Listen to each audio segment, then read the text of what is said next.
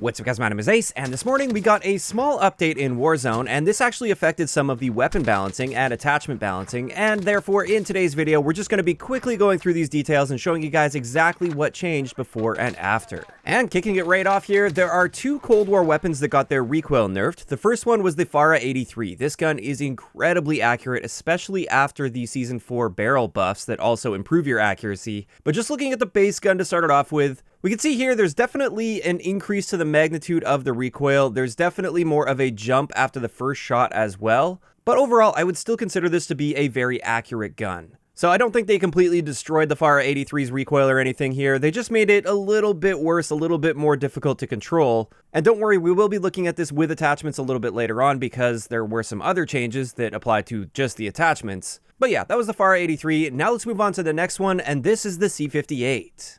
And pre-patch, the C58 was incredibly accurate, at least in Warzone, not so much in multiplayer. And you can see the magnitude was very, very low, and there's also very little spacing between shots.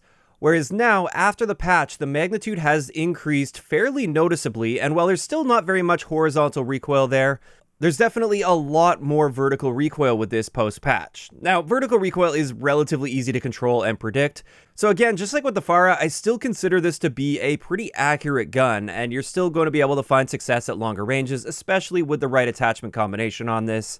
But overall, it is definitely less accurate than it was pre-patch, and just like with the Fara, this was a noticeable change to recoil. Now, on that same topic of recoil, like I said, some of the attachments are changed as well, and if you guys remember, at the beginning of Season 4, many of the Cold War barrels for assault rifles and LMGs, they got completely reworked, and they started providing a pretty significant improvement to your recoil control. Especially when it comes to the final barrel attachment, the Task Force or Spetsnaz RPK or Mil-Spec. They're called different things depending on the gun. But let's have a look at pre-patch and post-patch here. We're just going to look at the numbers, and then I'll share one comparison with you guys so you guys can see the potential with the Fara 83. For all assault rifles, aside from the AK-47 and XM4, and that is important to note because those guns are a little bit different, those maintained the same recoil control that they got beforehand. But for every other assault rifle with this barrel, instead of getting a 15% improvement to our vertical recoil control, we now only get a 10% improvement. But I mean, that's still a great improvement, and it's better than we had before Season 4 because there was no improvement at all there. We saw the exact same story with the takedown barrel. Again, this doesn't apply to the Cold War AK-47 or the XM4, but the horizontal recoil control went from 15% down to 10%.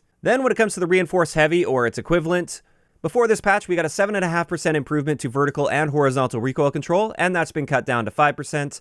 And then finally, with the last barrel, the Task Force or equivalent barrel, we had a 15% improvement to vertical and horizontal recoil control before this update, and that's now been dropped to 10%.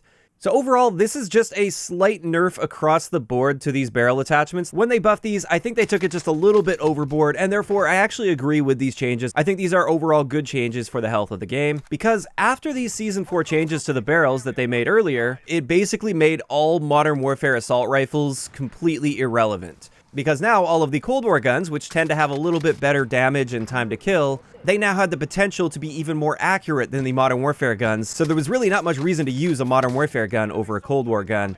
And now this is going to close that gap just a little bit more. And this is where I wanted to show you guys how much this changes the potential of the Fara 83. And this is because I just happened to have some pre-patch testing done with this gun fully decked out with all of the best recoil attachments.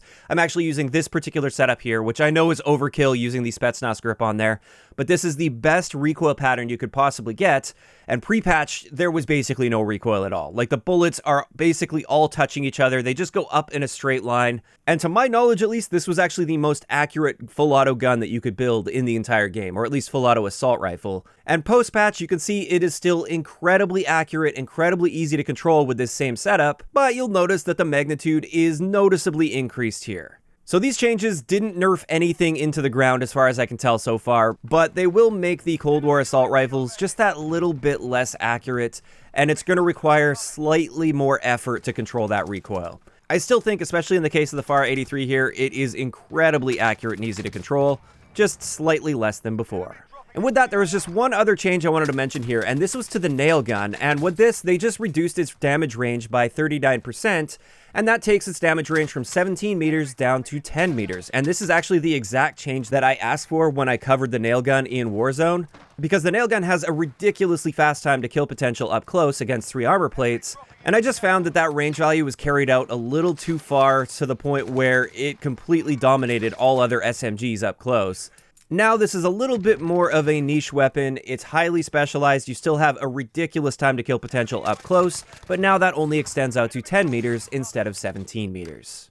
And with that, that's pretty much it. That's going to wrap it up for this quick update. One last thing I wanted to mention, though, is I did try to test the Modern Warfare AUG, the SMG. I tried to retest its damage because it was supposed to get an upper torso multiplier buff with the Season 4 update, and it turns out that didn't actually end up applying in-game. And I just wanted to mention that I tested this again after the update today just to see if that happened to go through, and it still didn't apply. So we're still dealing with the Season 3 numbers for the Modern Warfare AUG, but hopefully we'll see that fixed soon, so we'll see the proper values that we're supposed to be seeing at this point. And with that, that's going to wrap it up for today's video. Of course, I'd like to know in the comment section below, what did you guys think about these changes? Do you think these were good changes overall? Do you think it was enough? Or do you think more should be done?